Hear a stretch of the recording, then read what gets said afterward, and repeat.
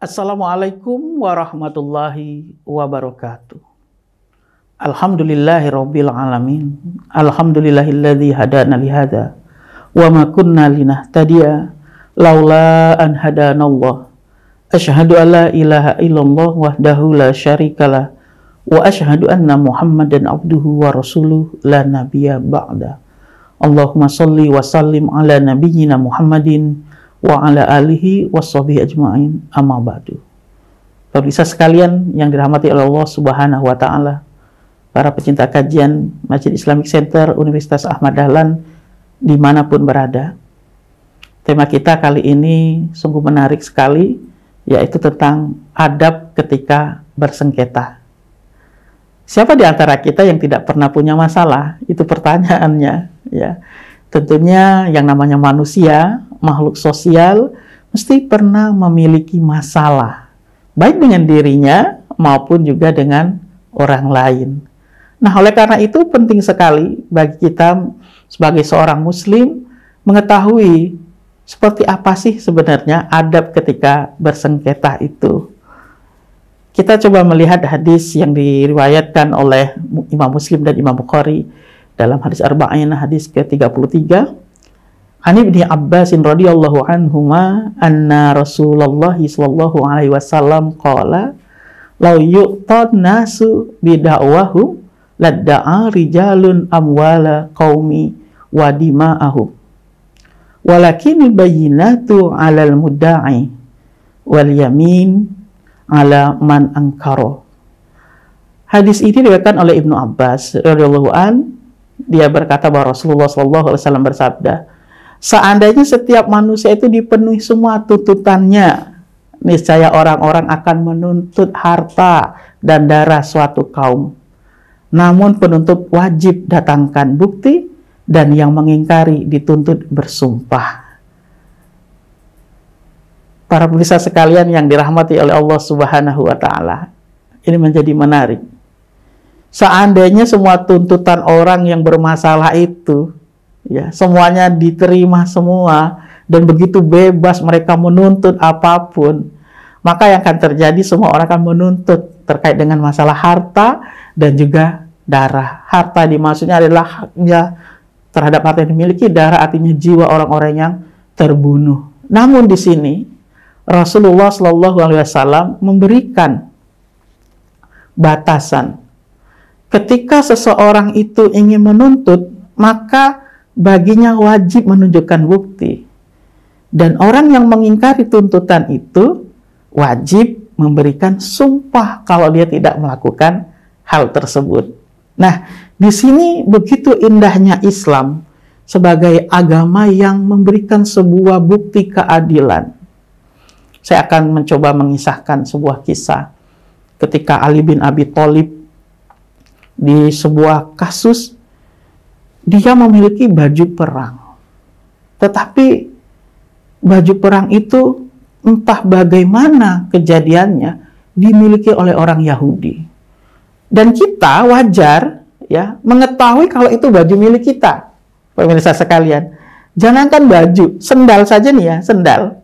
Kalau yang biasa kita gunakan, itu kita tahu kok kalau hilang dan ternyata dipakai orang lain. Apalagi baju. Nah, Ali bin Abi Thalib, baju perangnya hilang.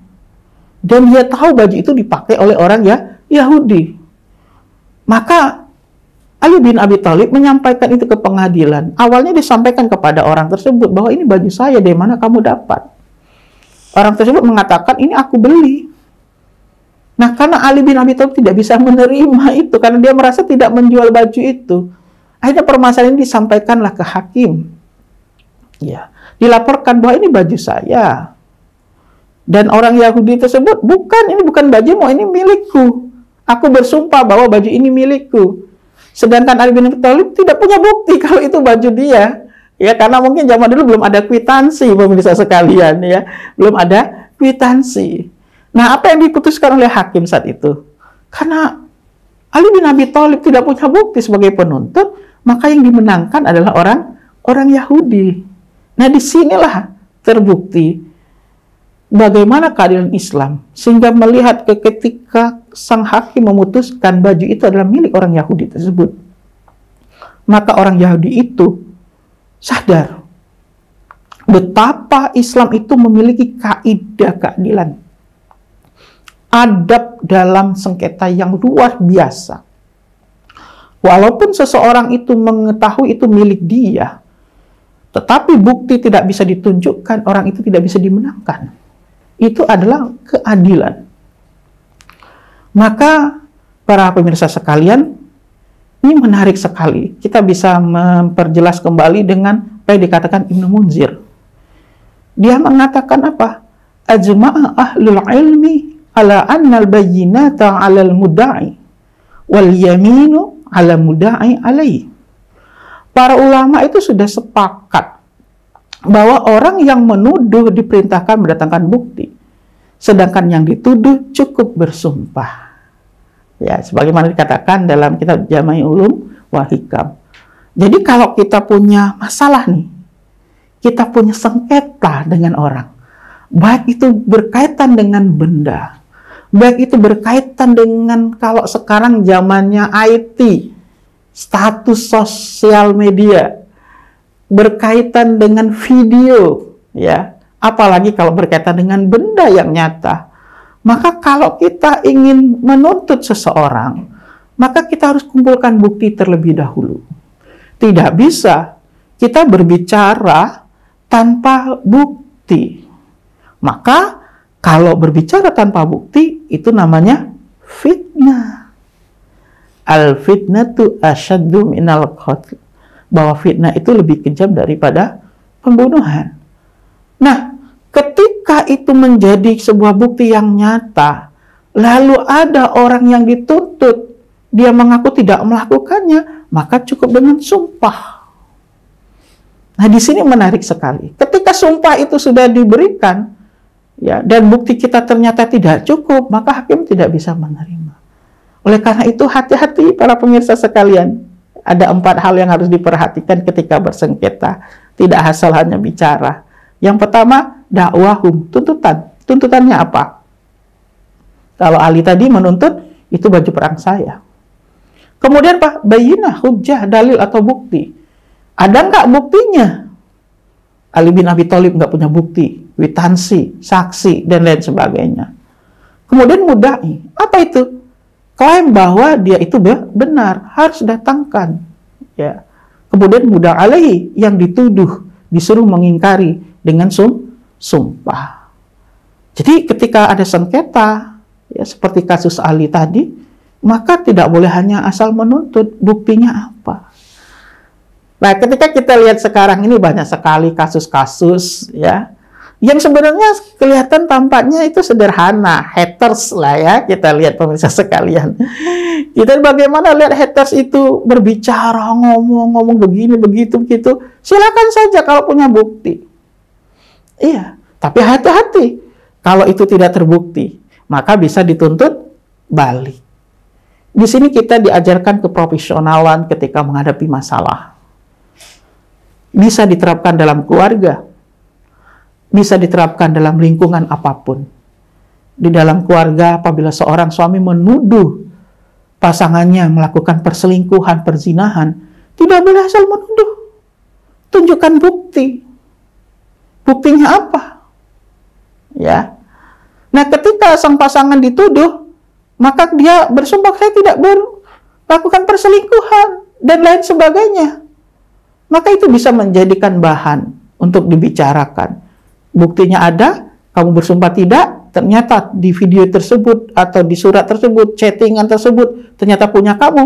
Walaupun kamu bersumpah, sumpahmu tidak berlaku. Tetapi kalau ada bukti, ya kan, kemudian dia bersumpah, ternyata bukti itu tidak benar, ya, hasil rekayasa, maka dia juga tidak bisa dituntut. Tetapi bagaimana kalau ada bukti dan yang pelaku yang dituntut ini tidak mau bersumpah, maka secara hukum dia bisa dipermasalahkan. Tidak perlu banyak panjang lebar berbicara tentang sengketa. Agar cepat dan mudah selesai, cukup tampilkan tuntutan apa, buktinya apa. Jika engkau mengingkari, cukup bersumpah. Sehingga masalah ini sesungguhnya dalam hal sengketa hanya satu pintu pembuka dengan mudah, yaitu kejujuran. Maka mari menjadi orang yang jujur. Jadi orang yang beradab di setiap permasalahan yang ada. Walaupun itu dalam sebuah sengketa sekalipun. Karena orang yang baik adalah orang yang akhlaknya yang baik. Adabnya yang baik. Tidak perlu bersilat lidah. Tidak perlu menambah bahasa. Cukup dengan kejujuran kata-kata dan sumpah penguat anti dusta, maka sengketa akan cepat selesai dan hubungan kita cepat membaik sebagaimana semulanya. Demikian kajian kita yang singkat kali ini.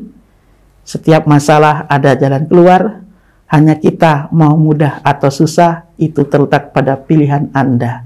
Nasrun minallah wa fathun qarib. Wassalamualaikum warahmatullahi wabarakatuh.